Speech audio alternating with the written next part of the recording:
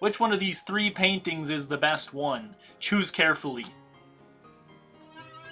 Hey everybody, welcome back to another exciting episode of whatever the hell this is. A good first place to start is probably the fact that my sword now does 40 million damage per second, which is normal, I'm sure. Even my zenith is not so far behind, it's at 2 million? How the heck is this possible? Well, I made a tier list of all the mods that are in this video, and sadly, this video was actually pretty hard to make. Because last video we talked about all these S tier things that made researching 6,000 plus items very, very easy. But in this one, there really are only 2 things that are S tiers that made it easier to research things. Those are rare item notifications, which just make it so cool stuff, when it drops, it'll be in the chat and make a sound. And then recipe browser, which just lets you know how things are made, and thanks to the fact that it's made by the same guy who made the item checklist, it tells you what items you haven't got yet that you can craft, which is really cool. That'll be mostly useful whenever I install new mods, because, yeah, if I can craft it, I will, because Magic Storage has every crafting station that exists. Of course, when you add a new mod, though, and things need new special crafting stations, then that's when Recipe Browser will really be useful. And that's it. Those are the only 2 things that made researching stuff easier.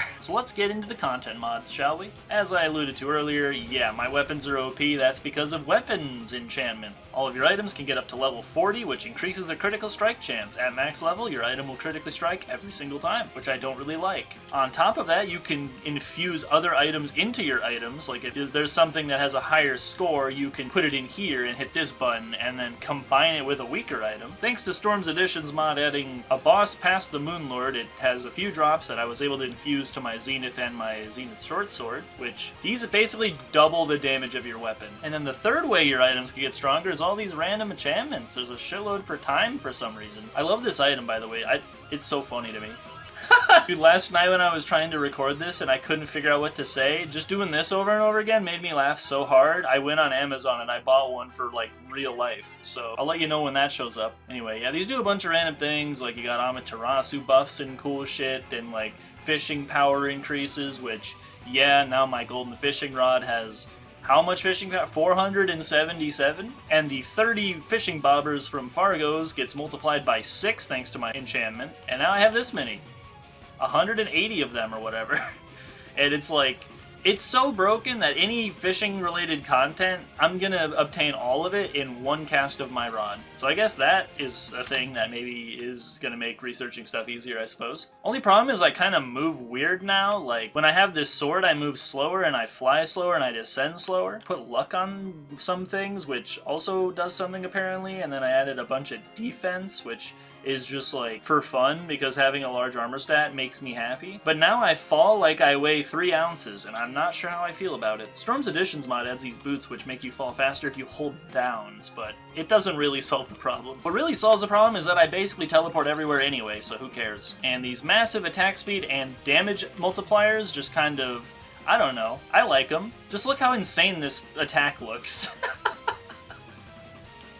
I spin in a circle, and I become an Oxeye Daisy from Minecraft. Whoa! Storm's adds this cool crown that you can make out of gold and, like, feathers, and if you equip that and this, and I also equip my axe, which I put movement speed on, I turn into this thing. I'm pretty quick. I think the highest I've seen is, like, 300 movement speed when I jump. Ooh, I like the mod that, like, makes me look at where my cursor is, by the way. That's pretty cool. Same story with the mod that makes it when you use a weapon, like, you hold it out, and when you're done, you put it away. That's badass as fuck. Like, look at me when I hold the axe. I actually look like I'm... Well, fuck that tree, I guess. I actually look like I'm holding the axe. I'm playing the freaking guitar right now. My solar flare pickaxe is so fast that it looks like this. I just hold it up threateningly. But you ever gotta get somewhere in a hurry, just equip this guy, and then use this jump move. Yeah, 346 miles per hour, dude.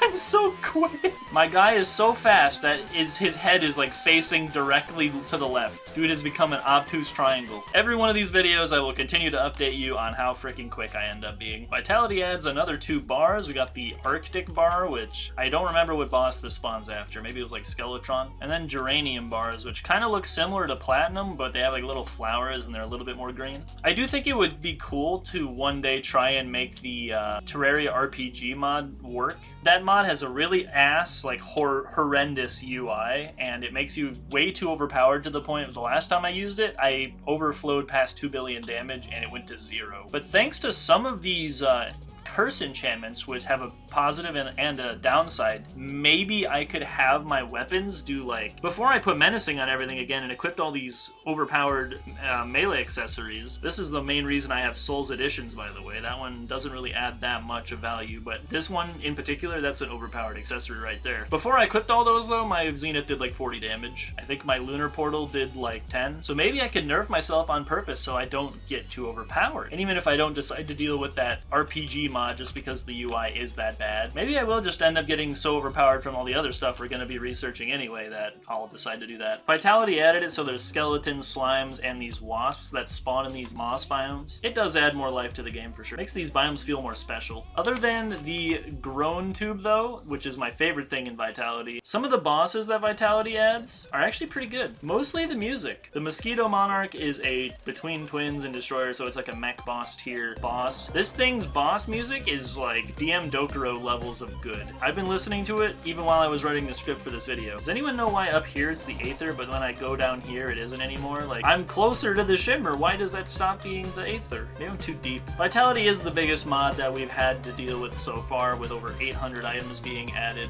and a lot of them are pretty neat. They're good combinations between accessories. They even give you an ability to fish in Shimmer, which here's how that goes.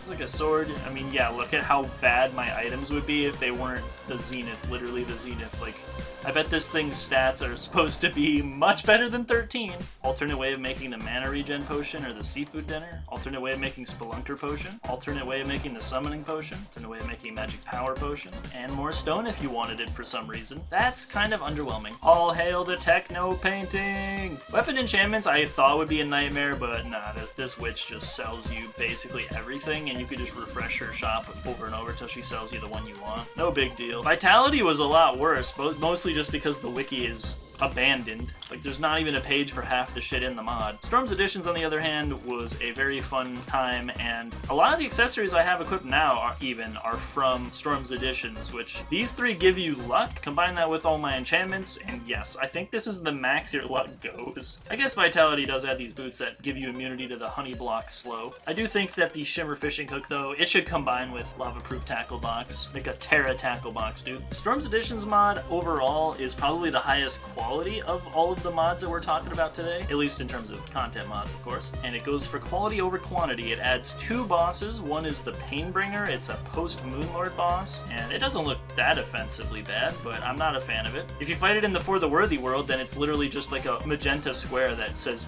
shoot.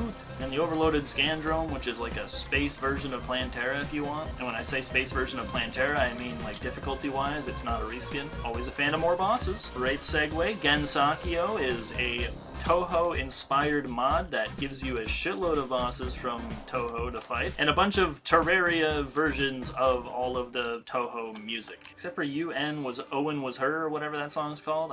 That's one of my favorites, and it's not in here. Gensokyo adds 22 bosses and 1 mini-boss, and there's 3 of them before Eye of Cthulhu? 4 if you count the mini-boss? Pretty sick. Wait, 5 actually, what? More content, yo! It's mostly just cool because obviously I'm a journey mode, god mode guy, so I don't really care about the difficulty, but it is just nice having a big filled out boss checklist. It gives me dopamine and serotonin. I think Fargo's Souls mod has a boss that is easier than King Slime, like a squirrel in a mech. Gensokyo's final boss is right below the Moonlord, and you fight it in space, and then the one before that you fight in the subterranean sun biome, which is one of the 2 biomes that the mod adds. The first one is this cool bamboo place, which is where you fight like a Kaguya-inspired boss. And the second one, I actually need to go to a different world. There it is.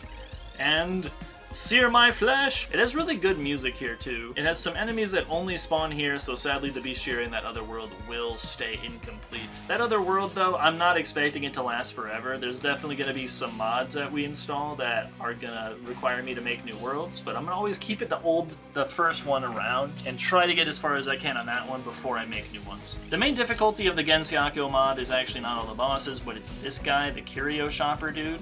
They use like a specific currency called point items, which drop from the special mobs in the mod, which there's like one for every biome in the game. And this guy sells a shitload of items, and a bunch of them are dependent on the weather or where he is. That was the part that took the longest. He sells like 200 plus items. And the conversation always drifts back to items that I think are very good. Gensokyo also adds an item that just lets you teleport. It's the power of darkness. It gives you immunity to blackout, shadow flame, and darkness, and if your cursor is in a dark place on a 15-second cooldown, you can just double click up. Imagine this is extremely helpful for avoiding all of the projectile spam that the Toho bosses will be throwing at you. So you can have like Rod of Discord to teleport, but then also use the ability to teleport. Dude, I wonder how slowly I fall when I have feather falling and this. What is this?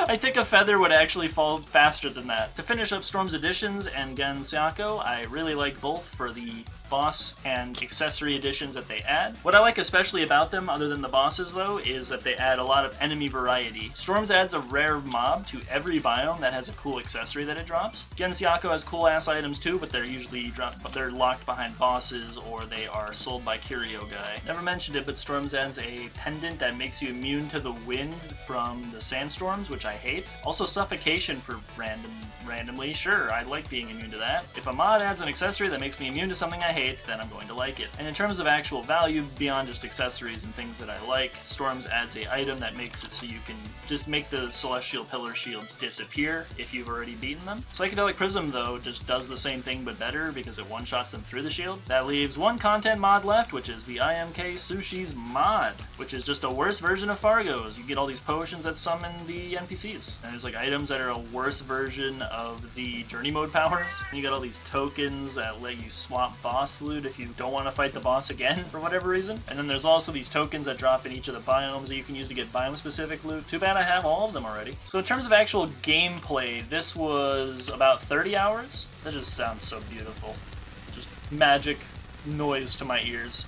Here, fight a Dungeon Guardian. I want to show you just how quick this shit is. Like, thousands of hits per second, and I'm critting for 4 because I think there's a critical damage multiplier. Wow, it's actually dying in like, oh my god, I kill it quick. And there's the currency for Gensokyo that I was talking about. I love this item, bro. It's so funny. I just realized that I haven't mentioned it at all. I also added a bosses as NPC mod, so once you beat a boss, like, a dude will show up and just be like, yeah, well, thanks for beating me. Here's everything I own, which is also just nice. It saves time fighting the bosses a bunch of times. It only works on the vanilla bosses, though, so yeah. Similar to having a shitload of bosses being checked out in boss checklist, it is just nice to have a shitload of NPCs, too. It activates a primal part of my brain, for sure. Next video is probably going to be on the Souls mod, as well as like random stuff like the Dragon Ball mod, because for some reason the Weapon Enchantments mod includes the key class stuff inside itself. This stuff will never say 100% because there's some items that are just bugged and don't drop, other things that are just debug things, but I want to get as close as possible. But I'm going to try to do basically every smaller like content mod in one video next time so we can get them all over with, and then the video after that I'll start on Thorium and Calamity. Thanks for watching whatever the hell this was. Subscribe for more videos like this, have a great day, and I'll see you next time.